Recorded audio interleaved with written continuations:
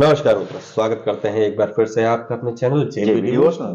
पिछले एपिसोड में हम लोगों ने देखा कि किस प्रकार से सूर्य देव की मृत देह के आसपास उनके सभी परिजन एकत्रित हो रखे हैं और प्रत्येक परिजन अपने अपने कर्म को आगे की ओर बढ़ाने का कर्तव्य कर रहे हैं।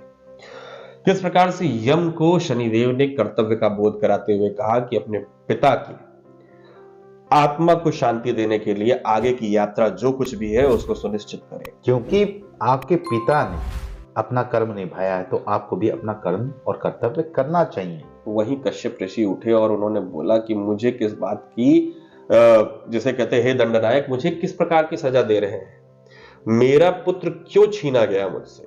ना मैंने मार्ग छोड़ा सत्य का, धर्म का, ना मेरे पुत्र ने सत्य और धर्म का। यदि हमने कोई अधर्म नहीं किया, कोई तो छल हमें नहीं दंड किया, क्यों मिले? तो हमें दंड और सारी सृष्टि को क्यों मिल रहा है? तो जो दंड का भागी है उसको मिलना चाहिए। लेकिन फिलहाल उन्होंने महादेव को भी श्राप दे दिया है कि अगर मेरे पुत्र की मृत्यु हुई है तो आप भी आगे जाके उसी त्रिशूल से ऐसे ही अपने पुत्र को मारेंगे और तब जाके अपने इस पीड़ा का आपको एहसास होगा। जो मेरी पीड़ा है उसका एहसास आपको तभी होगा। चलिए, अभी तो देवी संज्ञा के पाठ पढ़ने की बारी आई है। तो प्रधानाचार्य कौन है? स्वयं महादेव। तो चलिए देखते हैं किस प्रकार की क्लास लगने वाली है देवी संज्ञा की। बिना विलंब के शुरू करते हैं एपिसोड 151 पार्ट 2।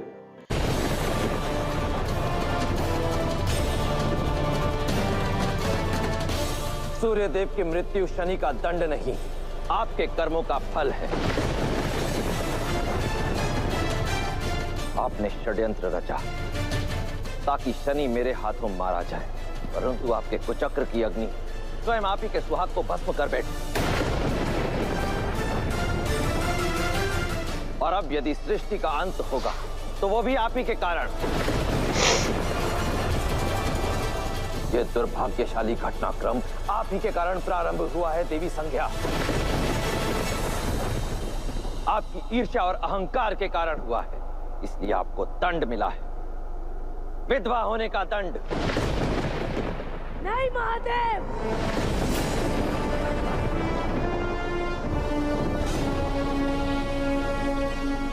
न्याय अभी पूर्ण नहीं हुआ है।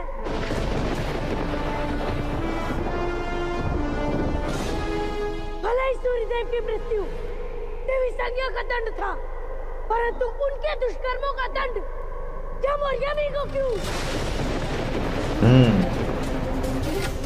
मेरी माता छाया को क्यों? इस समस्त सृष्टि को क्यों मिला?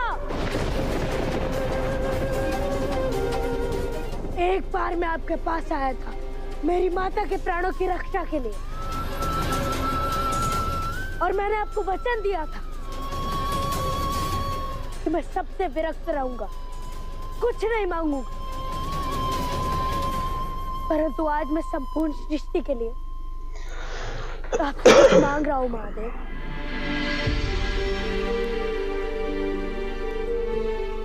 सूर्यदेव के प्राण लौटा दीजिए महादेव, सृष्टि का अंत मत होने दीजिए। शनि का तर्क उचित है महादेव।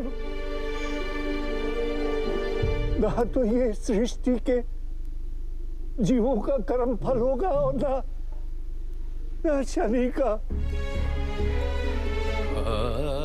एक बार संज्ञा के कारण वो अपनी माता को खो चुका है महादेव।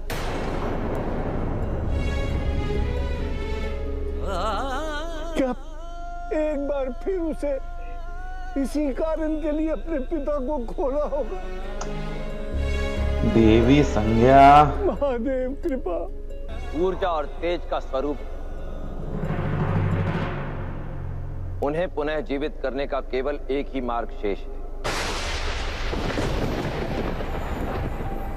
यदि उनकी अर्धांगिनी अपनी स्वेच्छा से अपनी जीवन ऊर्जा उन्हें दे दे तो सूर्यदेव पुनः जीवित हो सकते हैं।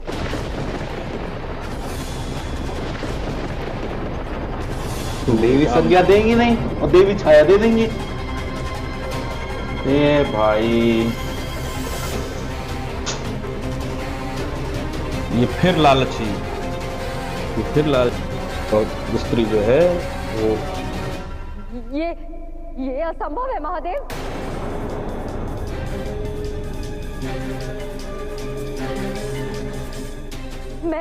कर सकती? यदि मैं ही नहीं रही तो वाह,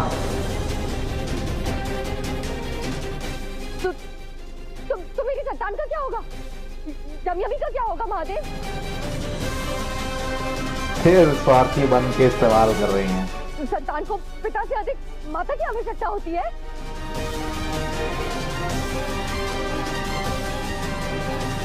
अपने स्वार्थ के लिए आप हमारे लालन पालन का बहाना मत बनाइए माता। अपने स्वार्थ के लिए आपने पिताश्री को मृत्यु के मुख में भेजा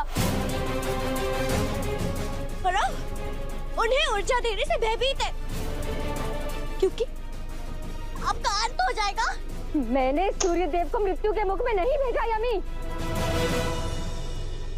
मैंने उन्हें इस द्वंद से रोकने का भरसक प्रयास किया, परंतु उन्होंने मेरी एक नहीं मानी।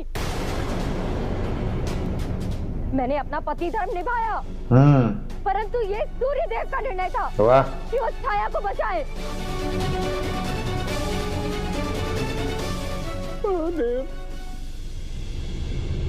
मैं बहुत लज्जित हूँ कि संज्ञा मेरी पुत्री है। कोई और मार्ग भी तो होगा भोलेनाथ। देवी छाया देंगे। है पिताश्री। उत्तम।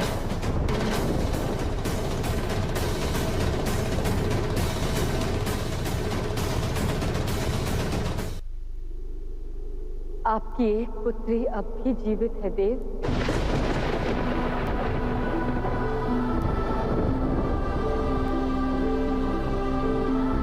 सूर्यदेव ने मुझे अपनी पत्नी स्वीकार किया है, इस नाते मैं भी उनकी अर्धांगिनी हूँ।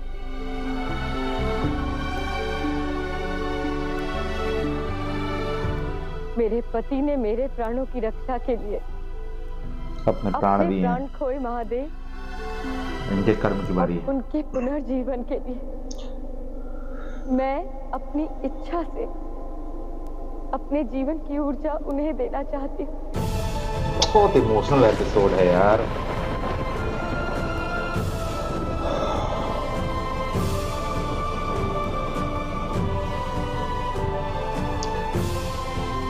देवी छाया की अनुपस्थिति की शनिदेव के लिए प्रलयकारी होगी, लेकिन सूर्यदेव की अनुपस्थिति समस्त सृष्टि के लिए। तुम्ही ने सिखाया था ना ये बात समझने वाली है ना। विवाह बंधन में बंधने के पश्चात एक दूसरे के मान और प्राण की रक्षा करना जीवन साथी का धर्म होता है। मैं जानती हूँ, मैंने तुम्हें वचन दिया था कि मैं तुम्हें छोड़कर कभी नहीं जाऊंगी, परंतु मुझे क्षमा करना पुत्र। जिस प्रकार एक पति का अधिकार पुत्र से पहले आता है, उसी प्रकार एक पत्नी के लिए अपने पति के लिए कर्तव्य भी पहले आता है। वाह वाह।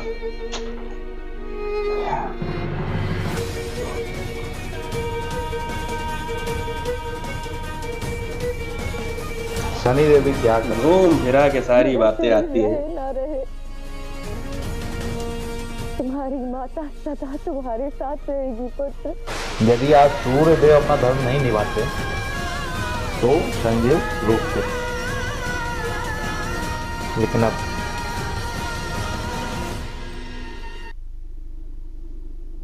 मैं सच हूँ महादेव। मेरे प्राण ले लीजिए और सूर्यदेव की श्वास लौटा दीजिए। परंतु मैंने ये कब कहा पुत्री कि मुझे तुम्हारे प्राण चाहिए? कहा कि मैंने तो केवल इतना कहा था कि यदि सूर्यदेव की अर्धांगिनी अपनी स्वेच्छा से तो खेला हो गया भाई। अपनी जीवन ऊर्जा उन्हें दे देंगे तो वह पुनः जीवित हो जाए। ऊर्जा मांगी है। और यदि एक पत्नी के हृदय अपने पति के लिए निष्ठा, निस्वार्थ कामना, सच्चा प्रेम हो, तो पति के लिए तो वही जीवन। देवी संज्ञा तो गई। सूर्यदेव को पुनः जीवित करने के लिए तुम्हारी इच्छा मात्र ही पर्याप्त है। आखिरी मांगा था देवी संज्ञा के बाद। अरे यार, जो अपने संबंधों में निष्पाप हो और जो सृष्टि के कल्याण के लिए अपने प्राण देने को सज्ज हो, उसे दंड नहीं पुरस्कार मिलता है। वाह,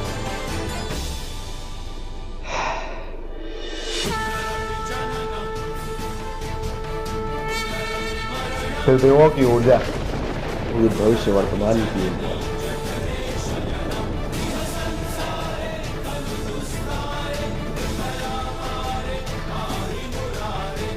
अब यम, यमी और सूर्यदेव तीनों समझ जाएंगे कि देवी संध्या क्या क्या कर सकती है, क्या क्या नहीं कर सकती।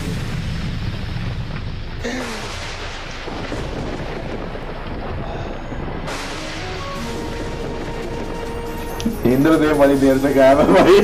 दिखे नहीं बहुत देर से।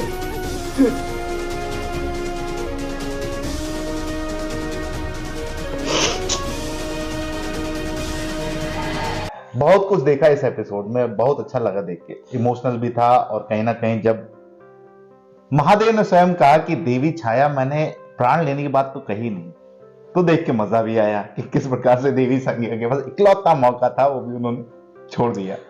ये मन भी बड़ा विचित्र है। मन विचित्र होने का तात्पर्य ये है कि सहसा एक बार बैठे बैठे मेरे मन में ये प्रश्न आया कि यदि किसी स्त्री से ये पूछा जाए, कभी जीवन में उसके समक्ष ऐसा संकट आए कि पति और पिता में से कोई एक चुनना पड़े, तो स्त्री क्या करेगी?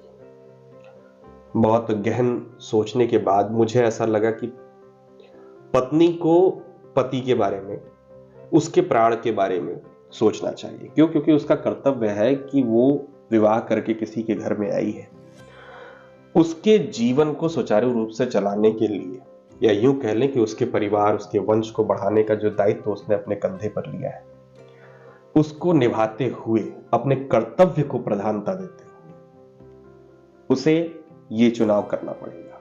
लेकिन इसके लिए आपको मुंह से ऊपर उठना पड़ेगा, क्योंकि प्रेम और कर्तव्य अलग अलग। वहीं दूसरी तरफ मेरे दिमाग में सहसा एक और प्रश्न आया कि यही परिस्थिति यदि पति के सामने हो कि पत्नी और माता में किसी एक का चुनाव करना पड़े, तो क्या होगा? परिस्थितियां बड़ी गंभीर हो गई यहां पर, क्योंकि जब आप ऐसी कल्पना करते हैं कि अगर कोई पति इस बारे में सोचे कि उसकी पत्नी और माता के बीच में कोई चुनाव करना पड़े, अभी तक उत्तर बहुत ही विरोधाभासी रहा है मेरे लिए। आपका क्या प्रत्युत्तर होगा, ये मुझे कमेंट सेक्शन में जानना है, ताकि मैं अपनी सोच में यदि कोई त्रुटि हो तो पहले उसको सुधारूं, फिर इस व्याकरण को आपके समझ फिर आप तक प्रस्तुत करें। फिलहाल जिस प्रकार से इसमें पति पत्नी का कर्तव्य पालन दिखाया है, यही सीख लेने लायक है इस एपिसोड में। किस प्रकार से पत्नी ने अपना धर्म निभाया, किस प्रकार से पति ने अपना कर्तव्य निभाया पत्नी की ओर, और यही आजकल के जनरेशन में आगे जानी चाहिए। पति और पत्नी के बीच का जो प्रेम संबंध होता है, वो इस पूरे समग्र संसार में किसी भी चीज से ऊपर होता है।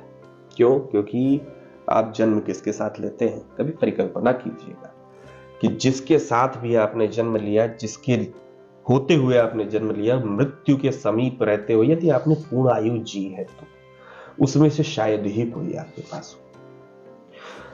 एक रास्ता है जिसमें आप कब एंटर किए और कब एग्जिट करेंगे, उस बीच में कौन कौन मुसाफिर मिलेगा पता नहीं, लेकिन समय चक्र पूरा होगा तो जीवन के अंत में वो कोई भी नहीं होगा जिसने आपके जीवन की शुरुआत में आपका साथ दिया था। क्योंकि वो हो सकता है कि उनका एग्जिट नजदीक है और आपका एग्जिट अभी दूर है। आजकल के समय में तो कोई भरोसा नहीं है, 23 साल में निपट जा रहे लोग। फिलहाल एपिसोड एंजॉय करिएगा क्योंकि बहुत अच्छा है, इमोशनल भी है और काफी कुछ आपके सीखने लायक, हमारे सीखने लायक है। क्योंकि देखिए ओवरऑल क्या है, हमें देख के अपने प्रश्नों के उत्तर मिल जाए, अपने मन में चल रही व्यथाओं के उत्तर मिल जाए, इससे ज्यादा एक सीरियल से और क्या ही उम्मीद करेंगे। कर्तव्य पालन, और एक तरफ आपने देखा कि स्वार्थीपना। हाँ, यदि व्यक्ति का लालच है तो वो किसी भी समय नहीं जाएगा जब तक उसकी बात स्वयं तक नहीं आती है, तब तक। और जिस प्रकार से हमने देखा कि उन्होंने त्याग कर दिया कि नहीं, मैं नहीं रहूंगी तो मैं सूर्यदेव को देख ही नहीं पाऊंगी, तो उनको जिंदा करके मुझे फायदा क्या है। मतलब अपनी नयन सुख प्राप्ति हेतु ही मैंने सूर्यदेव को जीवित रखा हुआ, अदरवाइज मैं मरूंगी तो सूर्यदेव को ले मरूंगी। चलिए फिलहाल इन्हीं सब कथनों के साथ इस एपिसोड को हम यही समाप्त करते हैं। शीघ्र ही लौटेंगे नए एपिसोडों के साथ, तब तक के लिए राधे राधे।